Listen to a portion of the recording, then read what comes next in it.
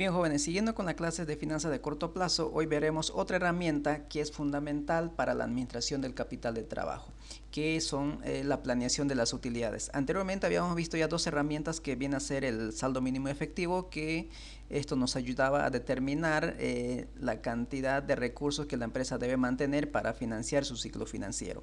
Y el otro que hemos visto es el presupuesto efectivo, que básicamente esto nos ayudaba a determinar los excedentes de efectivo o déficit de efectivo que se iba a tener al final de los periodos. Si tuviéramos un excedente efectivo, entonces tenemos que buscar alternativas de inversiones de corto plazo que me puedan generar rendimiento. Y si en caso tuviéramos déficit de efectivo, entonces esto significa que requerimos financiamiento y debemos buscar la alternativa de financiamiento también que sean de cortos plazos para poder cumplir y cubrir el déficit de efectivo que vamos a tener en los periodos que tendríamos más salidas de efectivo que entradas de efectivo.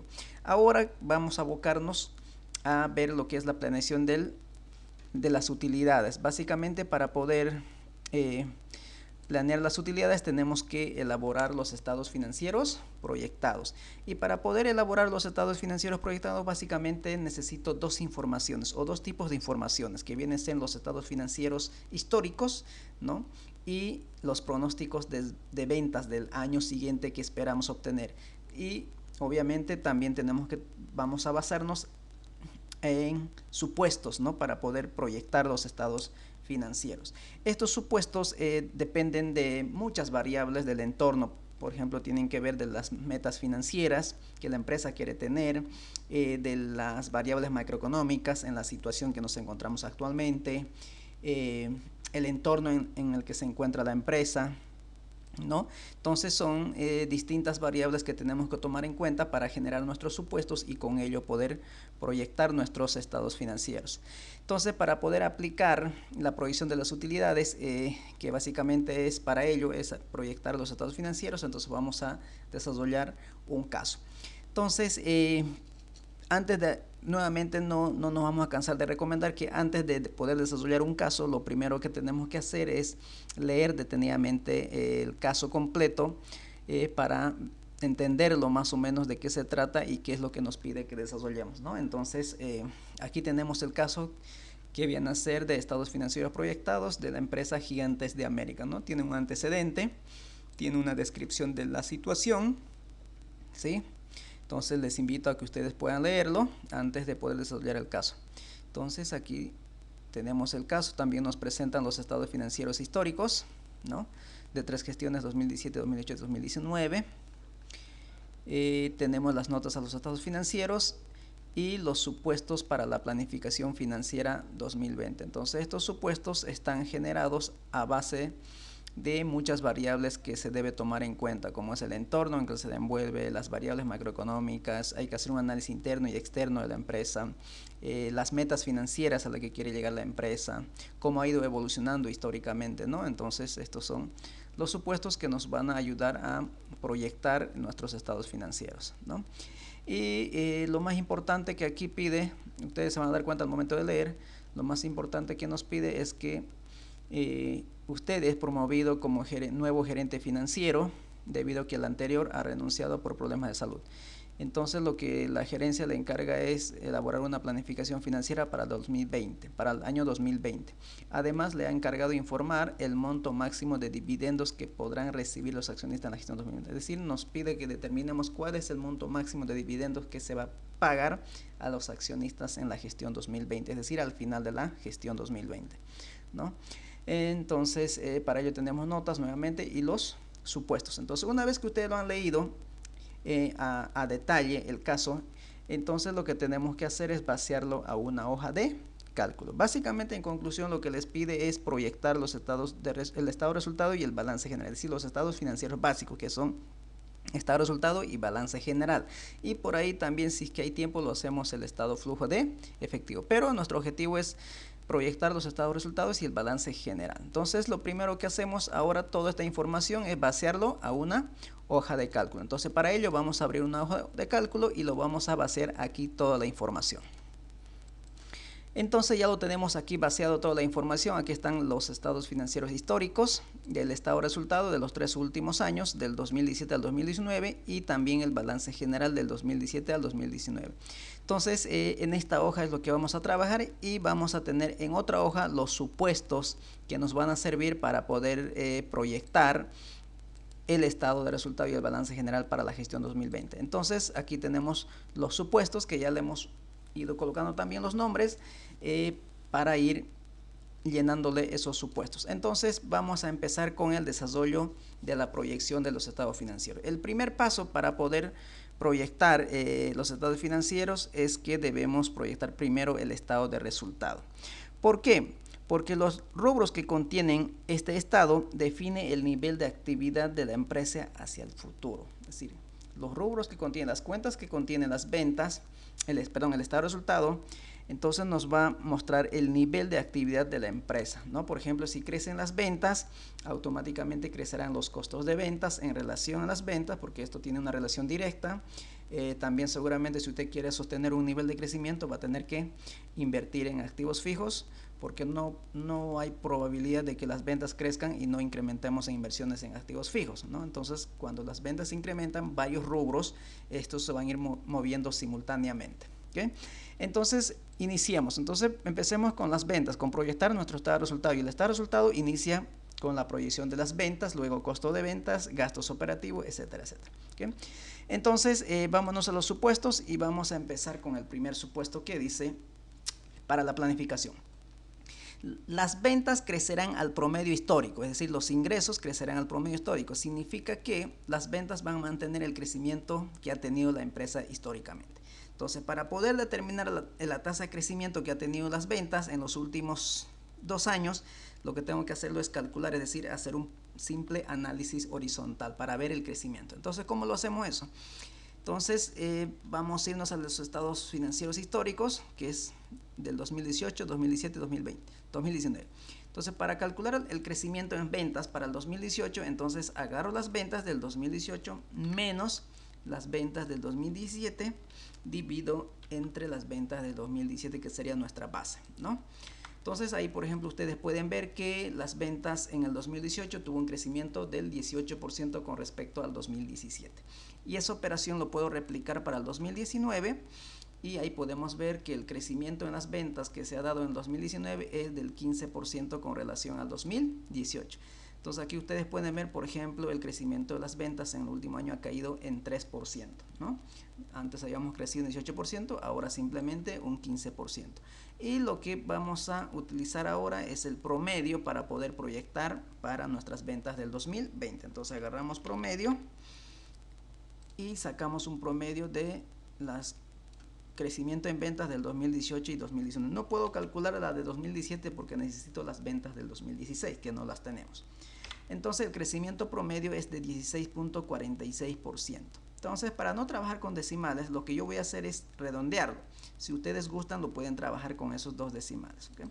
Entonces, lo que yo voy a hacer es redondear para no trabajar con decimales. Entonces, redondear, hay una función que se llama redondear y lo vamos a redondear esa tasa de crecimiento con 2 decimales. Ahora bien, entonces fíjense, era 16.40 y tantos, ahora queda en 16. Entonces, esta va a ser la tasa de crecimiento para las ventas. Entonces, agarramos ventas para el proyectado. Entonces va a crecer mis ventas 16% con relación al año anterior.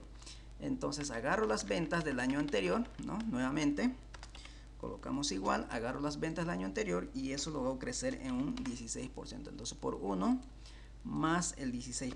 Entonces nuestras ventas para el 2020 se espera que sean de 2.296.800.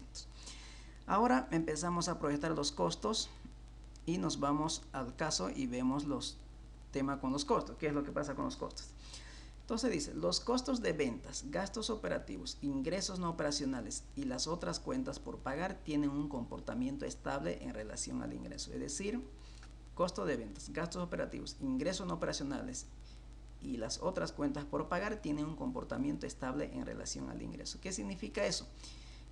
Que si me voy a los supuestos, la proporción que representan los costos de venta de las ventas permanecerán inestables, es decir, no van a cambiar. Entonces lo que vamos a hacer es mantener esa proporción que han representado históricamente. Entonces, para ello, ahora lo que tengo que hacer es un pequeño análisis horizontal del costo del estado resultado, en este caso, costo de venta, para poder determinar cuál es la proporción que ha representado históricamente el costo de venta de las ventas. ¿Cómo lo hacemos eso?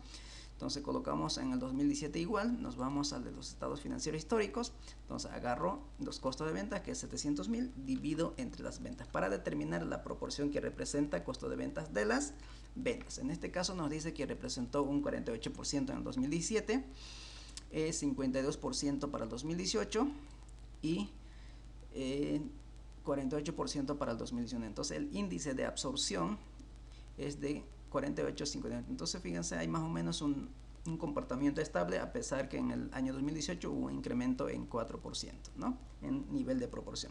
Entonces lo que vamos a hacer es nuevamente calcular el promedio para poder proyectar. Entonces el promedio, agarramos esto de aquí y tenemos un promedio de 49.42%. Pero vuelvo a repetir, como no me gusta trabajar con decimales, entonces lo que hago es redondear y trabajar simplemente con dos decimales y vamos a tener 49%.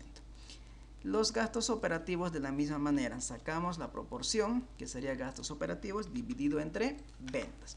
28% representa los gastos operativos sobre las ventas 2017, 25 2018 y 25 2019. Más o menos en los últimos 2 años hubo un comportamiento estable en un 25%. Nuevamente saco el promedio, lo que hago es replicar la operación de la parte superior, ¿no? El promedio, y lo vamos a redondear con dos decimales, que quedaría en 26%. Luego también nos dice que mantendrían esa relación, son los ingresos no operacionales y las cuentas por pagar, otras cuentas por pagar. Entonces nos vamos a esas dos. Entonces estamos hablando también de los ingresos no operacionales. Entonces, de la misma manera, nos vamos a los estados financieros históricos, agarramos ingresos no operacionales, dividimos entre las ventas y la proporción es del 7%, 2017, 2018 4 y 5. Entonces lo que hago es simplemente nuevamente sacarlo el promedio, sacamos el promedio y es de un 4.55%, pero vamos a redondear nuevamente para no trabajar con decimales. Entonces, dos decimales, ¿no? Entonces, básicamente lo que estoy haciendo es quitar los decimales con una función que se llama redondear. Entonces, ese número quiero que trabaje simplemente con dos decimales. Ahí está, 5%. Y luego también hablaba de las otras cuentas por pagar. Entonces, de la misma manera que va a estar en relación del ingreso. Entonces, mantendrían las proporciones. Entonces, nos vamos y buscamos esa cuenta, otras cuentas por pagar, que está en el balance. Dividimos entre las ventas para no estar retornando hacia atrás en el supuesto. Entonces replicamos la operación para los otros años y hay un porcentaje de 3, de 4 y 5%. Entonces lo que hacemos nuevamente, sacamos un promedio de las otras cuentas por pagar en relación al ingreso. Entonces en promedio, fíjese, la proporción que representan las cuentas por pagar de los ingresos es un 4%. Entonces con esto vamos a ir proyectando y completando nuestros estados de resultado. Entonces la segunda cuenta en proyectar va a ser los costos de venta, y los costos de ventas nos dice que vamos a mantener en una proporción promedio a lo histórico, que sería, entonces las ventas multiplico por el supuesto, que es del 49%. Entonces los costos de venta representan el 49% de las ventas. Entonces fíjense, a las ventas lo estoy sacando el 49%, y por diferencia tendría lo que viene a ser la utilidad bruta, ventas menos costo de ventas. Entonces ahí tenemos la utilidad bruta de 1.171.368. Gastos operativos, lo mismo, mantendría en relación a los ingresos. El promedio histórico en este caso es del 26%. Entonces gastos operativos van a representar el 26% de los ingresos. Entonces a los ingresos lo saco el 26%, que eso es de 597.168. Por diferencia, utilidad bruta menos gastos operativos tendría el EBITDA, que es la utilidad antes de impuestos, depreciación y amortización. Ahora nos tocaría proyectar las depreciaciones.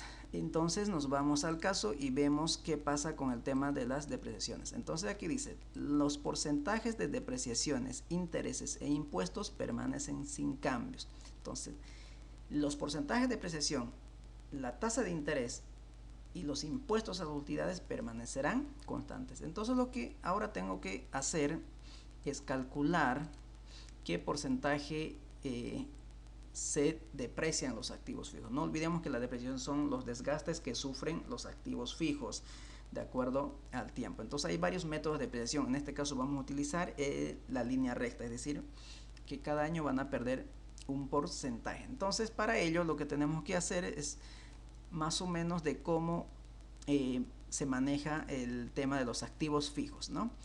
Entonces por aquí vamos a ver activos fijos. Dice, se requiere realizar inversiones en nuevos activos fijos de $400,000 al final de la gestión 2020, y así lo han venido realizando dichas inversiones. Entonces las empresas, esta empresa generalmente tiene una política de que sus inversiones las lo realiza al final de cada gestión. Eso significa que con los activos fijos que finalizan nos van a servir para poder calcular la depreciación del año siguiente. Entonces vamos a seguir esa lógica.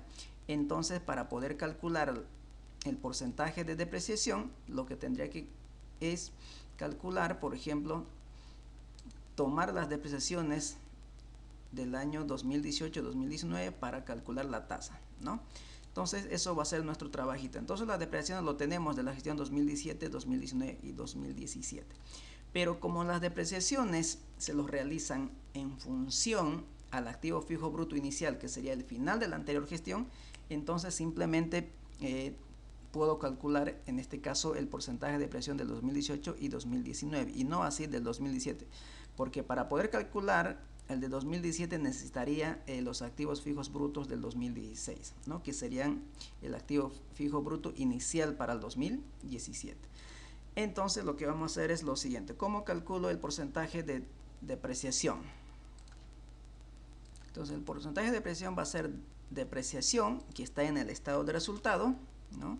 Depreciación del estado de resultado de activo fijo del 2018 dividido entre el activo fijo bruto del 2017, que sería de 2.400.000. Es decir, el porcentaje de depreciación es del 5%.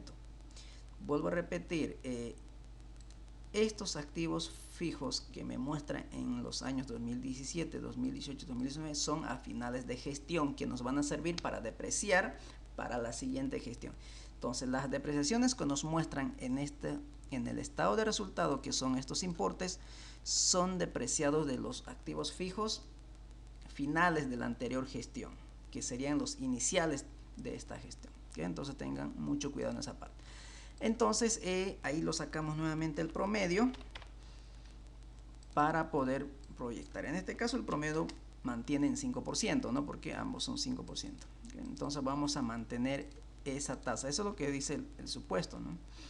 Los porcentajes de depreciación, intereses e impuestos permanecen sin cambios. Entonces ahí lo tenemos, ¿no? 5%. Entonces proyectamos las depreciaciones.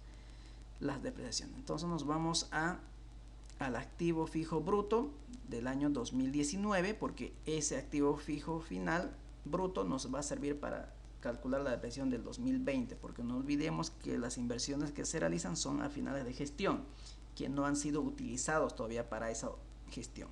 Entonces ahí tienen que tener mucho cuidado. Entonces activo fijo bruto del 2019 por el porcentaje de depreciación del 2020, que sería 5%. Entonces nuestra depreciación alcanzaría a 160.200. Calculamos la diferencia, EBITDA menos depreciación de activos fijos, vamos a tener la utilidad operativa, ¿no? La utilidad operativa. Ahora nos tocaría proyectar los intereses. Entonces, para proyectar los intereses tengo que entender las deudas que yo tengo. Entonces tengo deudas de corto plazo, de largo plazo y los documentos por pagar. Entonces, préstamos bancarios son de corto y largo plazo, es decir, hay que pagar intereses por estas deudas de corto y largo plazo. Y documentos por pagar, entonces veamos al caso de qué se trata los documentos por pagar. Entonces aquí tenemos unas notas que dice lo siguiente.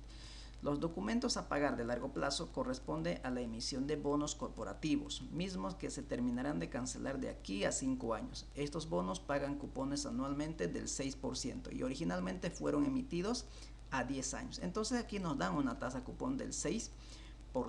¿no? Que son los intereses que va a pagar esta empresa a los tenedores de bonos. Entonces ya tenemos una tasa. Lo que nos faltaría simplemente es la tasa de interés que yo pago al banco, o que la empresa paga al banco. Entonces aquí ya lo tenemos, la tasa cupón es del 6%. Entonces eso mantendría para los periodos estables, ¿no? Generalmente los cupones son fijos. Entonces si usted saca un promedio, replicando la operación, este mantendría lo mismo, ¿no? Esto aquí tiene que agarrar 6%, eso no va a cambiar. ¿Y cuántos serían entonces esos cupones? Vamos a calcular, a ver. Aquí no podría calcular, nuevamente los intereses se cancelan sobre el saldo de la deuda y no así sobre la deuda del periodo, porque la deuda del periodo me muestra la deuda final con que finalizamos la gestión, y esa deuda nos sirve para calcular los intereses del próximo gestión. Entonces 6% por deuda a largo plazo, o documentos por pagar, que sería 800.000. Es decir, en el 2018 se pagó unos cupones de 48.000 y 2019 también de 48.000. ¿Qué significa eso? Dentro de estos intereses que me muestra el estado de resultados, de estos 87.690, 80.490, representa que 48.000 de estos fueron pagados por concepto de cupones a los tenedores de bonos, y la diferencia sería el pago de intereses a bancos. Entonces nos vamos a ir a supuesto y vamos a colocar, entonces por ejemplo aquí le vamos a colocar intereses totales. Aquí voy a aumentar una fila para que se entienda mejor, y voy a traer los intereses que se pagan, intereses que figuran en el estado de resultado. En el estado de resultado están figurando unos intereses de 76.000, pero esto no son en términos relativos, sino que en absolutos. Estos son los intereses que figuran en el estado de resultado, ¿no? Esos son los figuras. Ahí está, 76, 87 y 80. De estos 87 y de estos 80 corresponden a pago de cupones 48 y 48. Entonces, si yo calculo la diferencia, 87 menos 48 significa que el pago de intereses al banco representa simplemente 39.690 en el 2018 y en el 2019 32.490. Entonces, para poder calcular los intereses o la tasa de interés que se paga al banco, simplemente debo tomar en cuenta el interés que pago al banco y no así los cupones que se pagan a los tenedores de bonos. Entonces, por eso hemos hecho esa diferencia. De estos 87 se paga cupones por valor de 48.000 y la diferencia son los pagos de intereses al banco. Entonces, sobre esto tengo que calcular los intereses. ¿Cómo calculamos los intereses? No olvidemos que los intereses se calcula deuda por tasa de interés. Entonces, de ahí tendría que despejar para calcular la tasa. Como ya tengo intereses, entonces lo que necesito ahora es la tasa. Entonces, voy a editar la ecuación para ver cómo lo despejamos. Ahí está, ¿no? Volviendo a repetir, intereses no es nada más a la deuda inicial por la tasa de interés. Es decir, esto es saldo de la deuda con lo que yo finalicé en el anterior periodo por la tasa de interés. Entonces lo que hago es de aquí despejar el interés. La tasa de interés simplemente va a ser igual a intereses, esto deuda que está multiplicando pasaría a dividir. Entonces esta es la ecuación que vamos a utilizar para calcular la tasa de interés. Entonces para ello utilizaremos entonces lo siguiente, pero no olvidemos. Entonces, para calcular la tasa serían los intereses, que son de 39.690, dividido entre el crédito bancario de corto plazo más crédito bancario de largo plazo. Son total deuda que yo tengo, ¿no? Lo tengo. Entonces, vamos a realizar esa operación. Entonces, colocamos igual, nos vamos. Intereses, que son 39.600, dividido entre el saldo de la deuda, que sería en crédito bancario de corto plazo más crédito bancario de largo plazo. Pero la deuda inicial, con lo que yo inicié en la gestión 2018, que sería la deuda con lo que yo finalicé el 2017. Entonces, las deudas del 2017 son de 80.000 más 360.000. Esas son las deudas finales con lo que yo finalizo en el 2017, que me servirán para calcular los intereses del 2018. ¿Okay? 2018. Entonces, estamos hablando de una tasa de interés del 9%. Entonces lo que podemos hacer es nuevamente calcular un promedio de estas tasas de interés y me dan también 9%. Entonces esto es lo que me va a servir la tasa de interés para proyectar los intereses para el 2020, para el 2020. Entonces no olvidemos, estos intereses está compuesto por los cupones, ¿no? Los intereses que son los cupones y el pago de intereses a banco. Entonces tenemos que sumar los cupones que yo tengo que pagar a los tenedores de bonos más los intereses que tengo que pagar al banco. Entonces colocamos igual.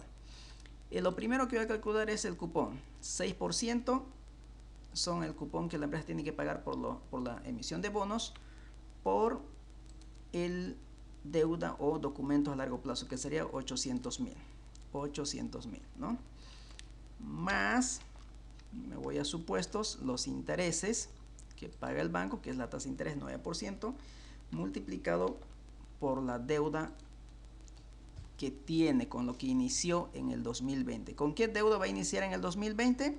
Con la deuda que finaliza en el 2019. Entonces sería 80.000 más 201.000. Entonces no calculamos con la deuda del 2020 porque la deuda 2020 nos muestra el saldo de la deuda al final del año 2020, que eso nos servirá para calcular los intereses de la próxima gestión, que sería 2021.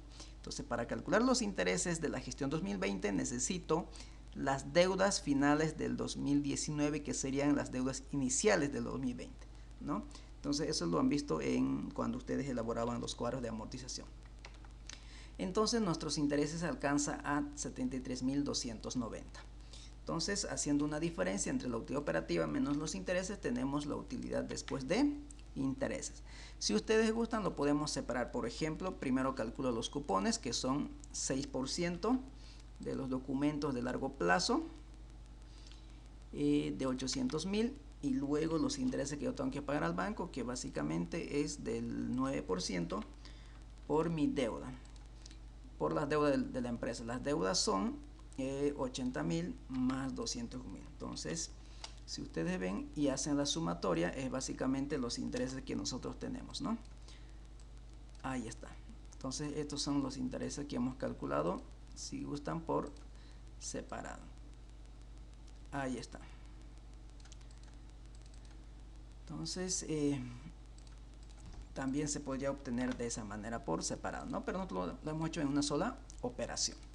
Ahora los ingresos operacionales. Los ingresos operacionales, si mal no recuerdan, ustedes decían que va a mantener en niveles similares a los de ingreso. Entonces fíjense, los costos de ventas, gastos operativos, ingresos no operacionales y las otras cuentas por pagar tienen un comportamiento estable en relación al ingreso. Entonces ya lo tenemos ese porcentaje, que es del 5%. Entonces lo que tenemos que hacer simplemente es sacar a las ventas el 5%. Entonces en este caso ascenderían a 114.840, que son ingresos no operacionales, que significan que la empresa obtiene otros ingresos que no están relacionados con su actividad principal de la empresa. Por lo tanto, utilidad después de intereses más otros ingresos, tenemos una utilidad antes de impuestos de 455.550. A estos los saco los impuestos, que sería el 25%. Entonces los impuestos también permanecen, dice, sin cambios. Entonces no olvidemos que la alícuota del impuesto de utilidades es del 25%. Entonces eso va a permanecer constante, y si usted saca un promedio, pues no necesitamos sacarle un promedio.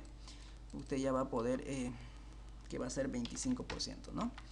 Ahí está. Entonces esos porcentajes no va a cambiar, ¿no? La alícuota no va a cambiar. Entonces lo sacamos el 25% ¿por quién? Por la utilidad después de intereses, ¿no? No sobre la utilidad antes de impuestos. ¿Por qué?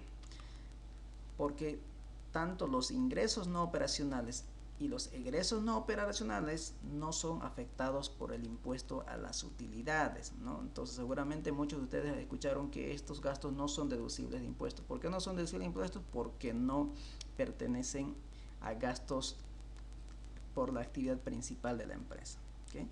Entonces otras empresas, muchas de las empresas tienen ingresos y otros egresos que no son afectados por los impuestos de utilidades, o que no sirven para deducir impuestos de utilidades.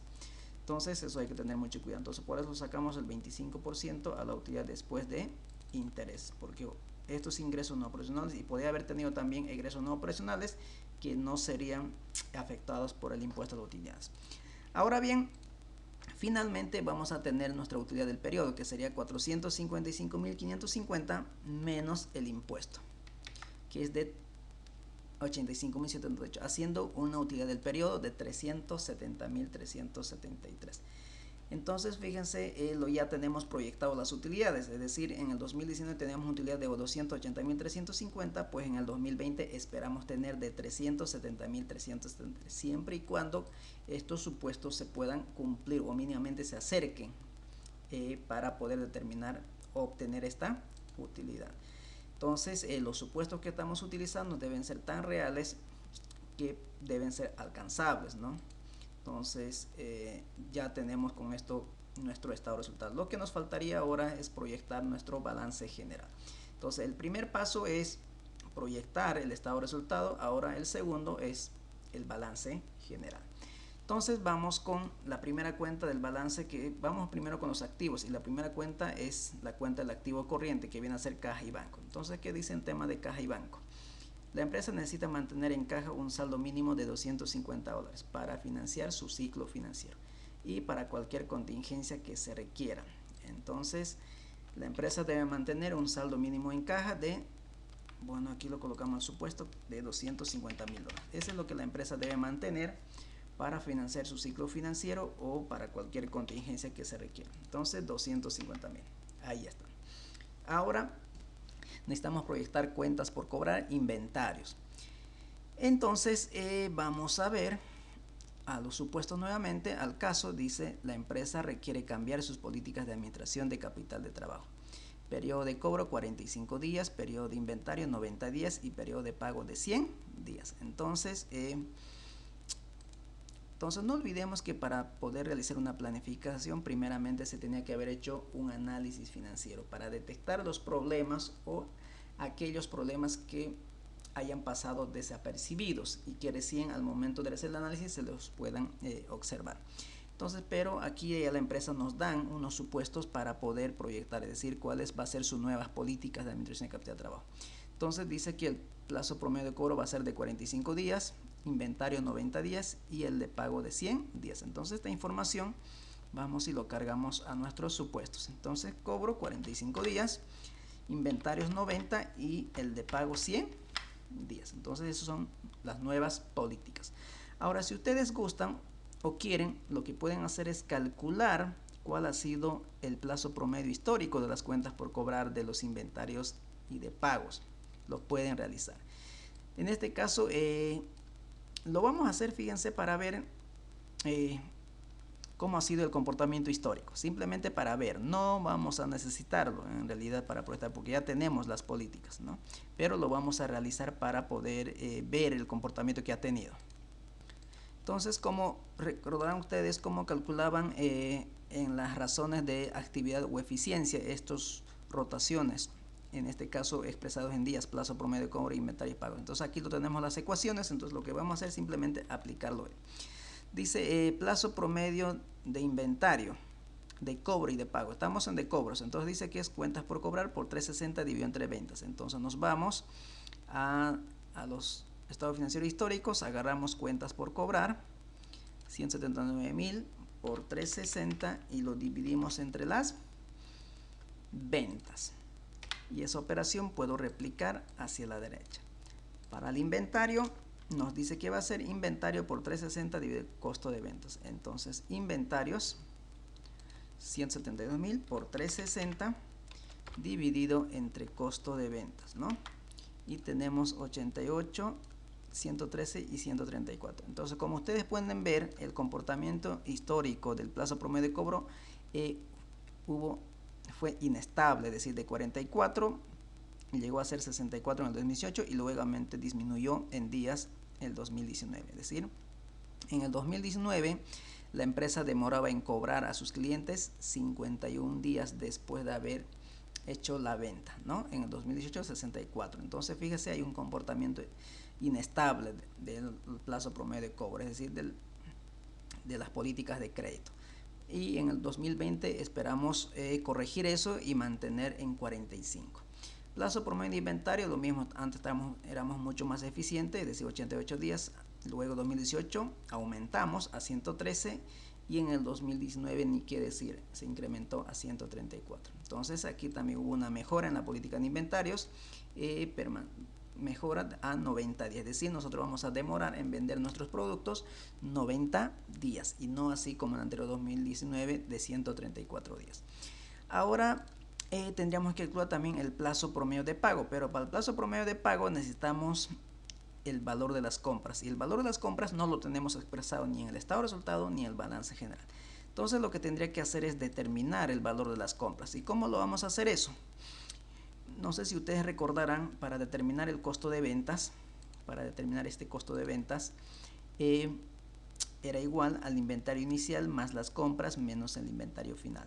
Entonces de esta ecuación de costo de ventas vamos a despejar las compras. Entonces las compras despejando quedaría igual a costo de ventas menos inventario inicial más inventario final. Es decir, si está restando el inventario final, al otro lado pasaría a sumar. Entonces esta es la ecuación que vamos a utilizar para determinar las compras. Entonces colocamos igual, dice costo de ventas, no olvides que estoy diciendo para el 2018, entonces costo de ventas 2018 más inventario final. El inventario final para el del 2018 es con lo que yo finalizo con inventarios en el 2018 y la inicial sería el inventario final del 2017. Este es el inventario inicial del 2018, ¿no? Como es final, al día siguiente inicia 2018 y eso sería su inventario inicial. Entonces ahí tenemos las compras por valor de 1.011.000 y en el 2019 de 1.020.000. Lo que hacemos es replicar simplemente la operación. Entonces con ello también puedo determinar, no puedo determinar el 2017 porque necesitaría el inventario del 2016 que sería mi inventario inicial para el 2017, ¿no? Entonces con ello determino también nuestro plazo promedio de pago, que sería cuentas por pagar por 360 dividido entre compras. Entonces cuentas por pagar 250 por 360 dividido entre compras, que acabamos de calcular de 101.000. Entonces las compras, el plazo promedio de pago es de 89 y 106 días. También es inestable o ha sido inestable históricamente. En el 2018 demoramos en pagar a nuestros proveedores 89 días y en el 2019 tuvimos que alargar ese plazo a 106 días. Es decir, hubo un diferimiento en el pago a proveedores. Ahora lo que queremos es tener una nueva política con una nueva renegociación de quedar en 100 días, es decir, pagar a nuestros proveedores 100 días después de haber comprado el producto, es decir, las materias primas, sin que eso fuera una empresa industrial. Entonces, ustedes en forma general pueden ver que hubo una ineficiencia en la administración de las cuentas por cobrar, inventario y pago, porque mostró una inestabilidad. No hubo un comportamiento estable. Entonces ahora lo que se quiere es mejorar esas políticas, manteniendo en cobro 45 días, inventarios 90 días y el pago en 100 días. Entonces con ello lo que necesitamos es proyectar. Entonces para poder proyectar lo que hacemos es utilizar estas mismas ecuaciones, pero ya despejando las cuentas que yo quiero determinar. En este caso, por ejemplo, quiero proyectar cuentas por cobrar, inventarios y cuentas por pagar.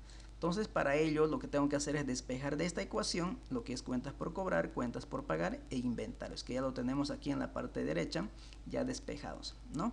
Entonces despejando, por ejemplo, inventarios, ¿qué va a quedar? Estos inventarios los despejamos, plazo promedio de inventario, el costo de ventas pasaría a multiplicar al plazo promedio de inventario y los 360 que estaría dividiendo pasaría a dividir. Entonces de esa manera está despejado cada una. Entonces lo que vamos a hacer nosotros es simplemente aplicarlo. Entonces vamos con ello. Cuentas por cobrar nos dice que va a ser igual a ¿qué? A las ventas, ¿no? A las ventas de 2.227.000 ventas por plazo promedio de cobro, que en este caso es 45 días, dividido entre 360. Entonces 360 dividido entre 360, que son los días que tiene un año comercial, ¿no? 287.100. Lo mismo los inventarios. Entonces los inventarios sería costo de ventas por el plazo promedio de inventarios, 90 días. Ahí está, vuelvo a decir, costo de ventas por plazo promedio de inventario dividido entre 360, que son los días que tiene un año comercial. Entonces 281.358 son los inventarios. Entonces si ustedes pueden ver aquí, más o menos hubo un comportamiento estable de las cuentas por cobrar, ¿no?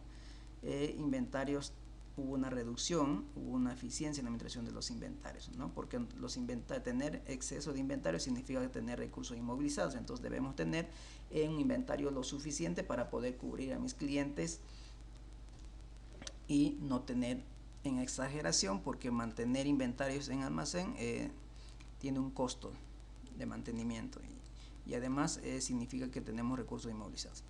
Ahora bien, entonces ya tenemos proyectado lo que son caja, cuentas por cobrar e inventarios. Entonces nuestro activo corriente sería la sumatoria de estas tres cuentas: caja y banco, cuentas por cobrar e inventarios.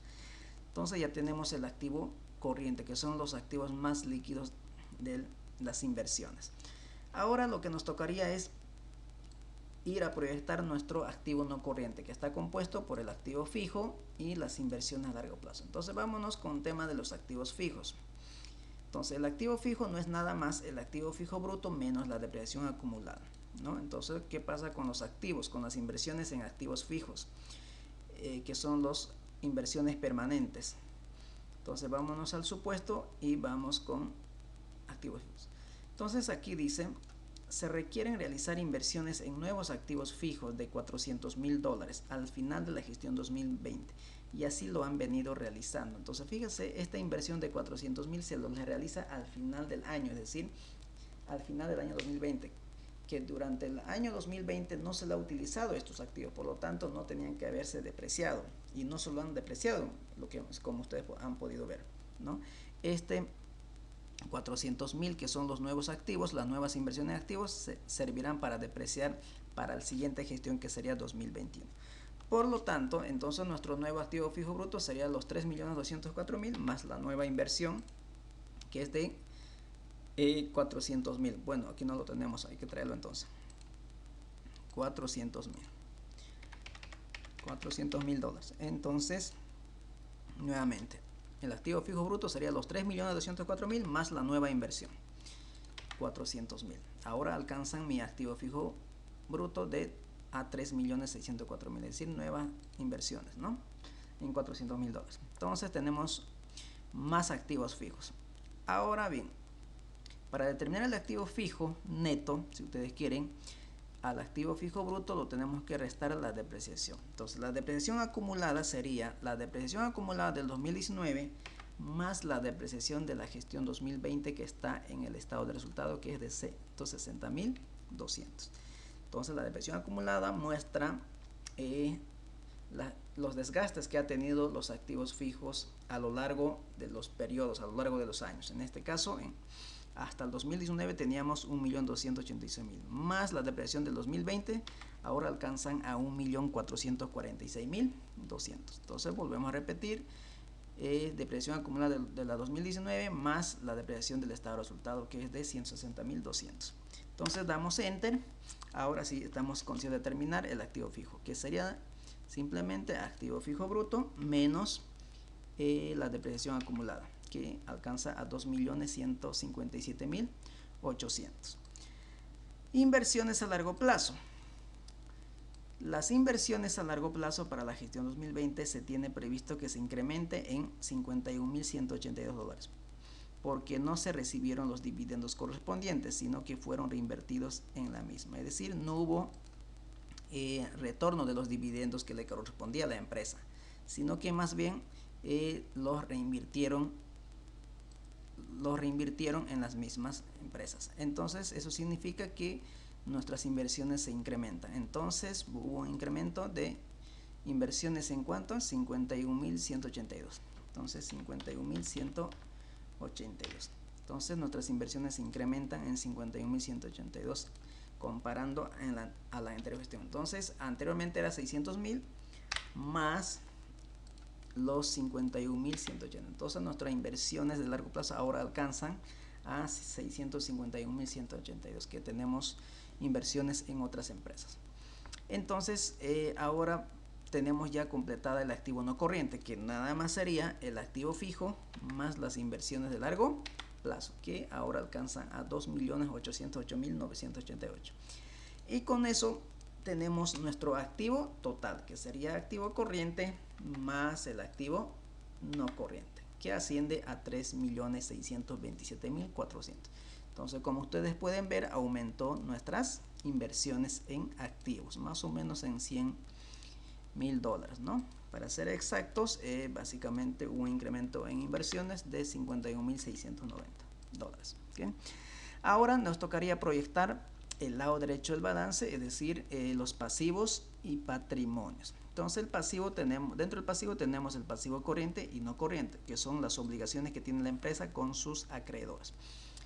Entonces vamos con la primera cuenta, cuentas por pagar. Las cuentas por pagar ya lo tenemos una política de cuentas por pagar que debe mantener en 100 días, ¿no?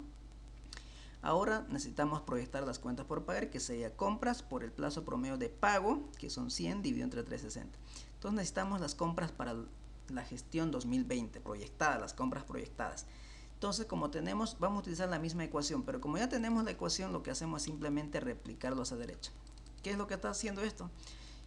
Vamos a volver a calcular si ustedes quieren. Dice costo de ventas, en este caso costo de ventas del 2020, más el inventario final del 2020 menos el inventario final del 2019, que sería el inicial para el 2020, ¿no? Entonces ahí está, ¿no?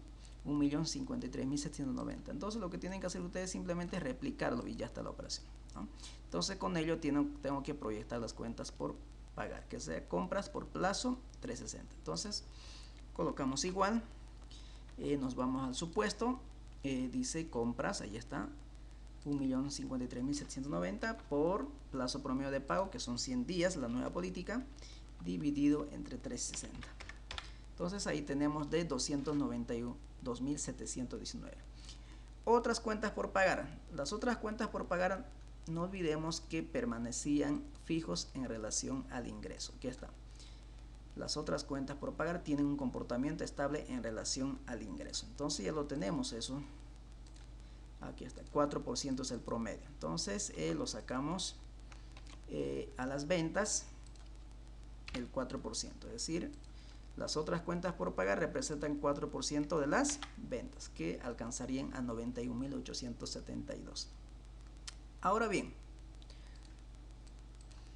vamos con los créditos bancarios entonces, corto plazo y largo plazo. Entonces, continuemos. ¿Qué dice en el caso? ¿Qué supuestos tenemos? ¿Cuáles son las metas financieras en cuanto a las obligaciones, en cuanto a las deudas bancarias de la empresa? Aquí está, dice, la empresa no ha adquirido ni adquirirá nueva deuda bancaria, sino que más bien pagará una cuota de capital igual al de la gestión 2019. ¿Qué significa eso? Que la empresa no está en sus planes obtener deudas, tampoco ha obtenido anteriormente. Lo que más bien está haciendo es pagar esas obligaciones, pagar esas deudas. Entonces lo que nos dice aquí, que se pagará una deuda equivalente a la cuota del 2019. Es decir, este 80.000 que está como deuda de corto plazo en el 2019 fue pagado en el 2020. Y se pagará el mismo importe en la gestión 2021, ¿no? Entonces, parte de las deudas de largo plazo son traspasadas al de corto plazo por su vencimiento, ¿okay? Entonces, por eso dice que se pagará una cuota de capital equivalente a la gestión 2019. Entonces, traemos el mismo importe, ¿no? ¿Por qué? Porque van a ser iguales el pago de capital. Pero eso ocasiona que el préstamo a largo plazo reduciría o disminuiría en $80.000, ¿no? $80.000. Es decir, de estos 201.000 de deuda a largo plazo, estamos pasando 80.000 a corto plazo. Entonces, nuestros préstamos bancarios de largo plazo quedaría en 201.000. Si usted suma esto, tenemos nuestra deuda de 201.000, que era el de largo plazo. Entonces, para la siguiente gestión vamos a pagar estos 80.000 y vamos a tener que pagar en la siguiente gestión la misma cuota. Entonces significaría que nuestra deuda a largo plazo disminuiría en 80.000 nuevamente. ¿Okay? Entonces eso es lo que tenemos que ver el detalle. Ahora sí, ya lo tenemos todas las cuentas del pasivo corriente, entonces nuevamente tendríamos que sumar esas tres cuentas. Entonces esto alcanza a 464.591. Documentos por pagar. Este documento por pagar corresponde a la emisión de bonos, a los bonos corporativos. Y estos bonos serán reembolsados a su vencimiento, que faltarían de aquí a 5 años. Entonces, como no van a ser reembolsados, es decir, recién lo harán de aquí a 5 años, entonces estos permanecen sin cambios. ¿Okay? Sin cambio. Entonces los 800.000.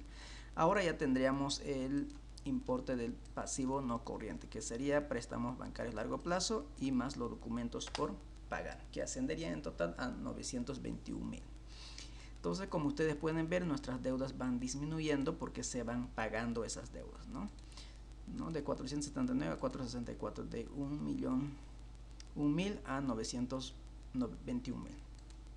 Ahora calculamos total pasivo, que sería pasivo corriente más pasivo no corriente. Capital social. ¿Qué pasa con el capital social? Entonces vámonos al caso y nuevamente buscamos esa información. Los accionistas de la empresa no inyectarán más capital a la empresa, como lo han estado haciendo en los anteriores años, por lo que permanecerá sin cambios. Entonces dice que este capital permanecerán sin cambios, o sea, no habrá más inyección de capital a la empresa. Entonces, por lo cual permanecen sin cambio. Utilidad del periodo. Entonces, la utilidad del periodo son las utilidades de lo que están en el estado de resultados, ¿no? 2020, 370.373. Total patrimonio básicamente va a ser la suma de capital social, utilidades acumuladas y utilidad del periodo. Y total pasivo más patrimonio sería total pasivo más total patrimonio.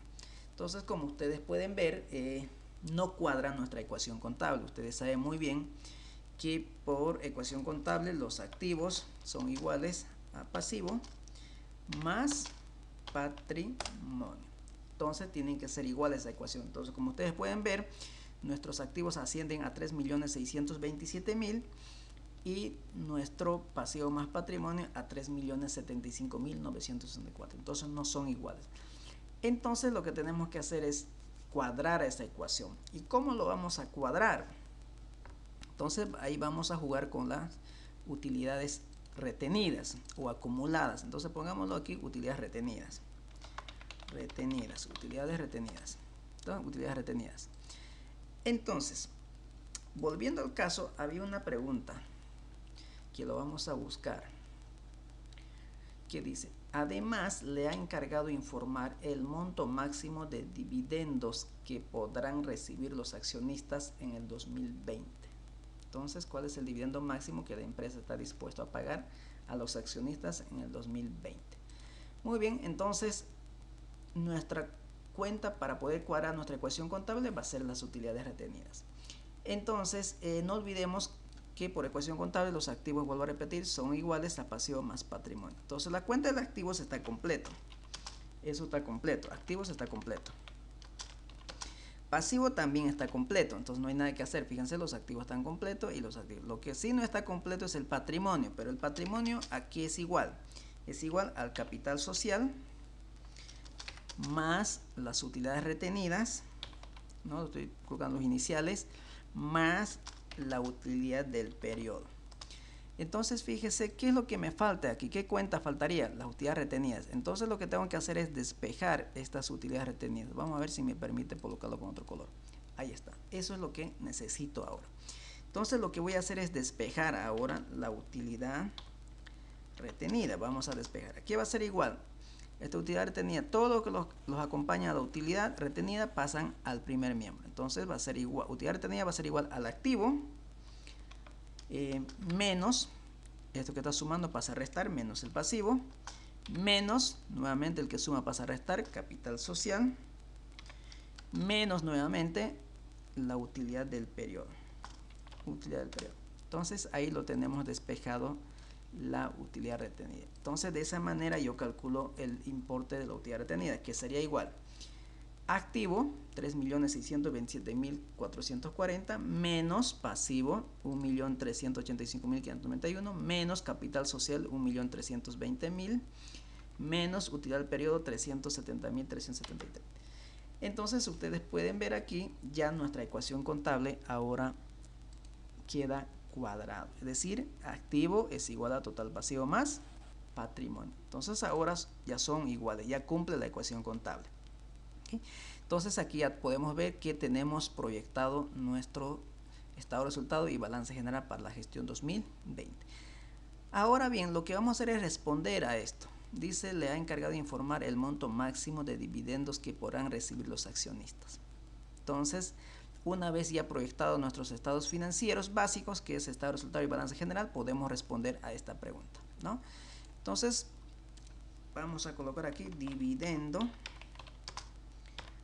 máximo a pagar a los accionistas. Muy bien. Entonces, por ejemplo, en la 2019 tuvo una utilidad de 280.350. Si no hubiera distribución de utilidades, nuestra utilidad retenida en la gestión 2020 tendría que ser la utilidad retenida del 2019 más la utilidad del periodo del 2019, es decir, la sumatoria de utilidad retenida más utilidad del periodo tendría que ser el monto de la utilidad retenida para la gestión 2020. Y resulta que en la gestión 2020 no es el importe de 775.750, sino que es de 551.476. Eso significa que hay una distribución de dividendos. ¿De cuánto? Entonces restaría la utilidad retenida que figura en el 2020. Es decir, va a haber una distribución de dividendo de 224.774. Entonces el dividendo máximo a pagar a los accionistas en la gestión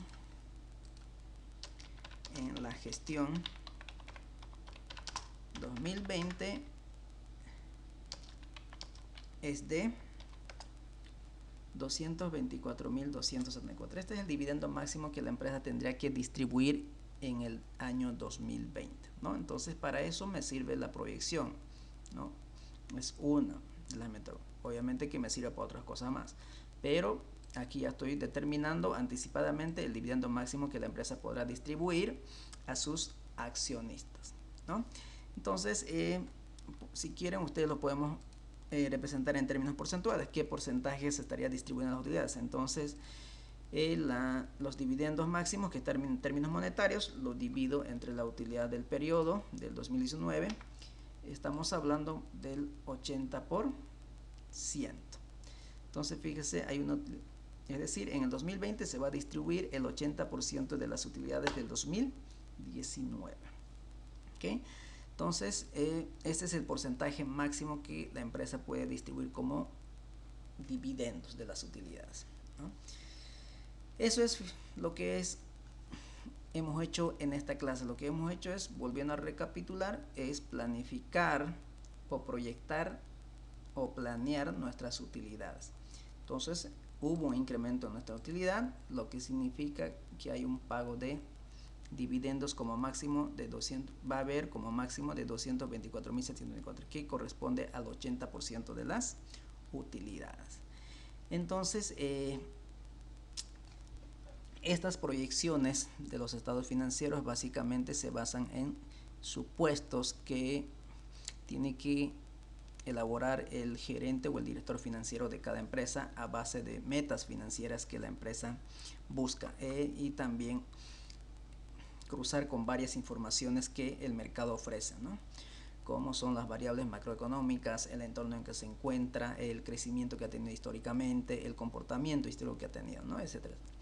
Entonces eso se va a hablar en otra clase, pero ahora lo que era nuestro objetivo era proyectar el estado de resultado y el balance general. Entonces, y aquí lo tenemos, y además hemos respondido a la pregunta que nos habían hecho, ¿no? ¿Cuál era el dividendo máximo a pagar en el 2020? En este caso es de 224.274, que corresponde al 80% de las utilidades. Entonces, el 20% simplemente fueron retenidas o serán retenidas en el 2020. El 80% serán distribuidas.